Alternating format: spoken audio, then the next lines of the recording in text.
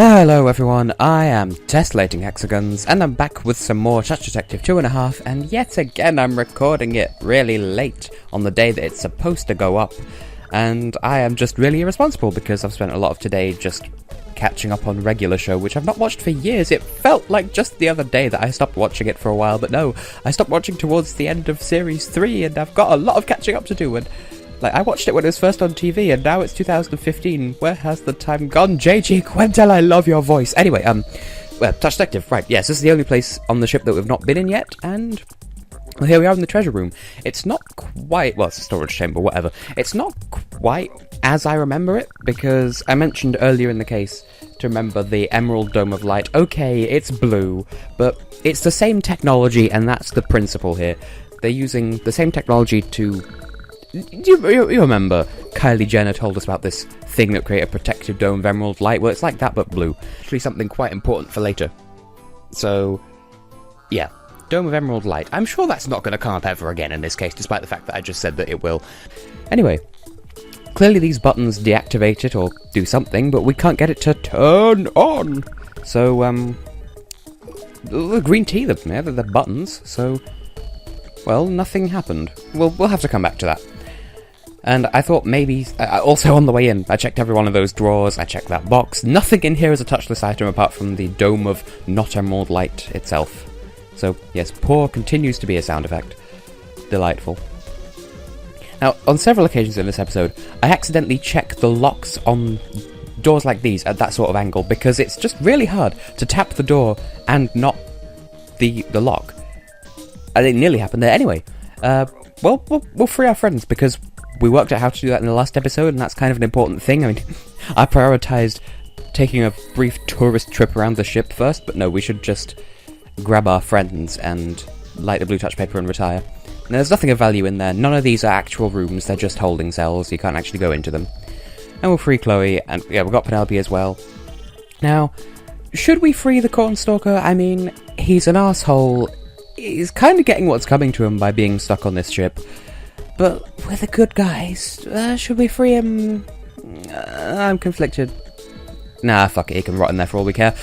So, now we just have that explosive Chinese takeaway to plant, and then we can blow this popsicle. I don't understand that expression, because first of all, it's ice lolly, not popsicle, because Americans can't spell simple words that we already have names for. And second, you don't sell ice lollies at a stand.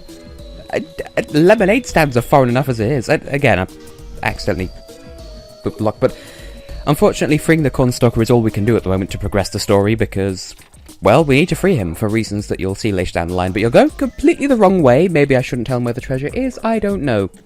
Still, since he's heading this way and we can't go into the main control room to plant the time bomb, well, maybe we'll just use him as a distraction. But yeah, what are you? Yes, it's us. Who did you think it was? Who else? Who lives in a pineapple under the sea and wears pizza dough on their head? Okay, well, I mean, you're not going to be any help. Well, we're just going to have to go in all guns blazing and put the bomb there. So, oh. Well, maybe you're going to be our distraction after all. And you're completely misguided. There's no treasure in there, but... Well, whatever. You just get in the way and make our job 10 times easier. Well, we were just about to risk our lives for what we want, which is blowing up this ship, but if you're going to do it for us, then more power to you, bro. And, of course, that pisses off the aliens because they're in there, and also, obviously the Cornstalker was their prisoner and he's escaped, and, you're clever people, you know what's going on. But why would the aliens refer to themselves as aliens? Because, from their perspective, we're the aliens. But then again, when lightning strikes the sea, why don't all the fish die? I was going to say something meaningful there, and I just didn't. And there you go, that's what those hovering discs were for. It's from the... It's the energy source, the thing that powers those hovering discs is what we gave to Cromwell in the form of that cube from earlier. That's awkward and squishy. Anyway, we've seen the cow vaporizza because Americans can't spell. Anyway, I took a moment to check out this control room because obviously we've only seen it in cutscenes up to this point, but there we go, we'll just throw the Chinese takeaway in there and be on our merry way. We've got nothing else to do in here. We will never see this room again, so enjoy it while it lasts. And it's gone. Now then, all that remains is to get back to the ship and leave. I mean, we've got the bomb in place. Again, I hit the lock instead of the door. It's not supposed to go at an angle. Anyway, we'll just talk to Cromwell and, well, take our beef supremacy and just disappear. I love the way I worded that off the cuff last episode.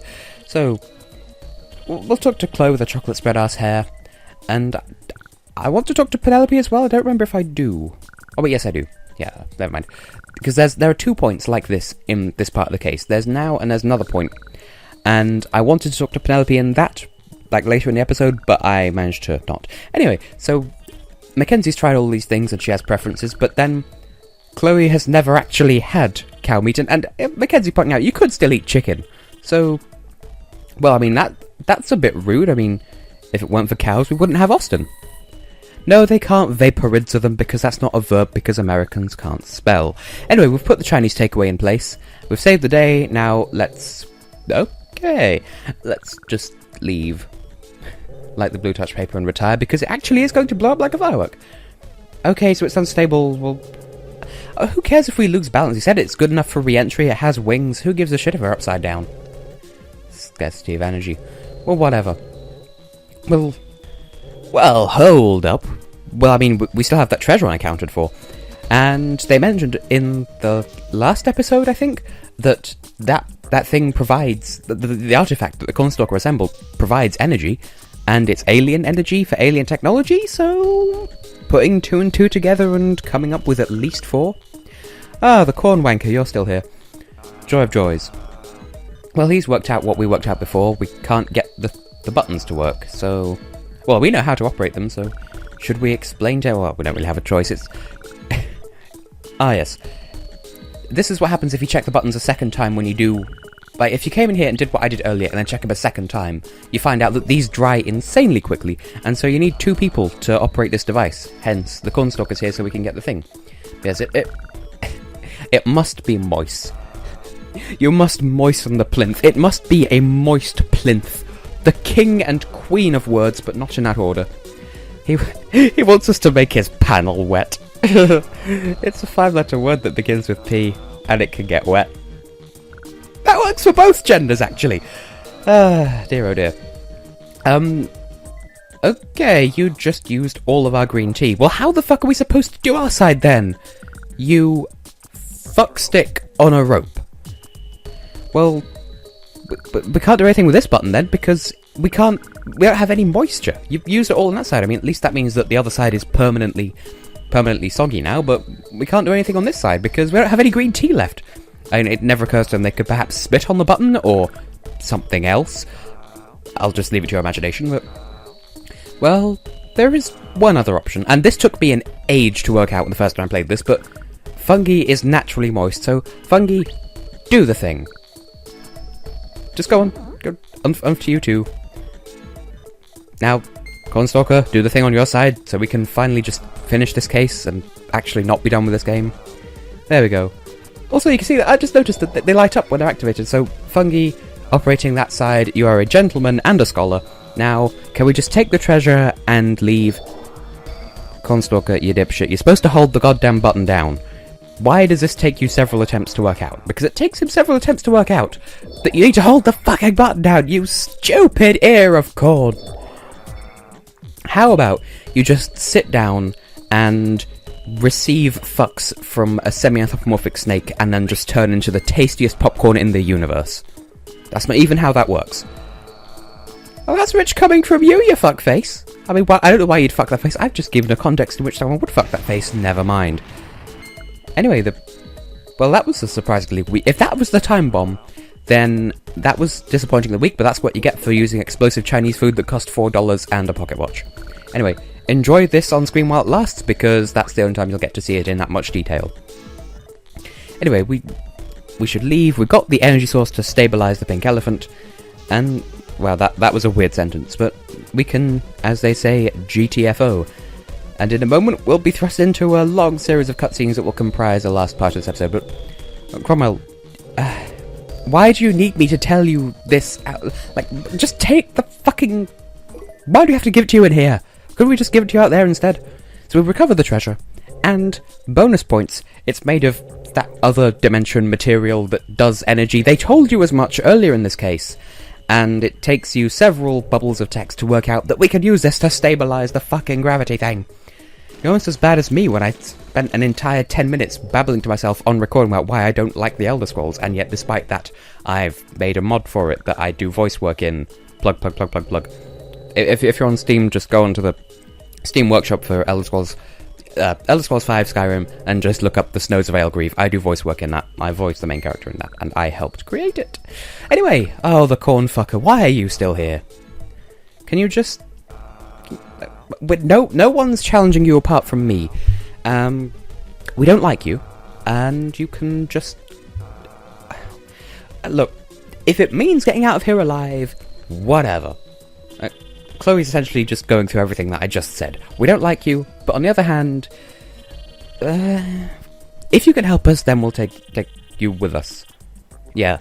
Do all of her homework, including one single mathematic. In the same way that you can have one physic as opposed to physics. America! Once again, Americans coming up with names for things that already have names. Maths, as in mathematics, plural, as opposed to one singular mathematic. Does not make sense. Anyway, okay, we need to open the hatch, but we can't because those fuckers are here. Well, now what? Well, here's an idea. How about we just send out the Cornstalker? Because up to this point, he's been a really tricky bastard who jumps around like fuck. Also, that's Chloe screaming there, but it sounds like it should be Penelope given the context. But anyway, I mean, Cornstalker, he's a tricky fuck. He has smoke bombs and agility and... I don't know. He's neither a gentleman nor a scholar, but he's going to help us anyway. Because he doesn't really have a choice. Now, come on, you filthy fuck. Anyway, dramatic ending cutscenes. I don't know how the fuck that worked, but it worked. We're out, we're alive, and... well, credit sequence. Yep. And unlike in the first game, this isn't a fake out, this is legitimately the credits. There is a cutscene after the end of the credits, but we'll get to that when we get to that. I do like this end credit music, but I'm obliged to talk over it because that's what Let's Players do. And also, I don't want to get copyright stricken. I don't know how they feel about the music of this game, but it includes remixes of the shopping plaza and, at the moment, the ice rink from the first game, so it did make a slight spiritual appearance in this game. Anyway, well, this is fun. Obviously, this series isn't over yet, because I've got at least one, possibly two more episodes of bonus content to do. Also, that means that my vote for what my next LP is going to be is still ongoing, and so... I'm gonna have to call it close to that at some point, but... like... whatever wins that vote, I will do as my next Let's Play once this series is over, but this series isn't over yet, because we've still got bonus materials to go over. We've got at least one, if not two episodes of bonus case material, like post-game stuff, and also the touch list, if I haven't finished that by then, and the character profiles and bonus features and whatnot. We'll get to that when we get to that, but for the moment, let's just bask in this glorious credit sequence now. I enjoyed this game, because it took everything that the first game had and built on it, and yes, I'm doing some of my closing thoughts now, because, I mean, it's a credit sequence, that's what I do with credit sequences. It takes everything the first game did and does it a bit better, has recurring characters, it has heavier continuity between episodes, or cases, or whatever, but it has the same charm as the first game, and it is admittedly a bit weirder, but that's what this game does well. So Japan, please just fucking export the third game! Anyway, you finally get to see the save screen because I think I've cut it out of every episode up to this point. But anyway, it sounds like I'm heading into an outro, but we'll show you the closing cutscene first. So, we're all back, and that was fun. You nearly died, but yeah, that was fun. Whatever. Anyway, I have been and will continue to be Tessellating Hexagons, and I'll see you in the next video, but I will leave you with this one final image from this episode, and that is this picture. I don't get it either.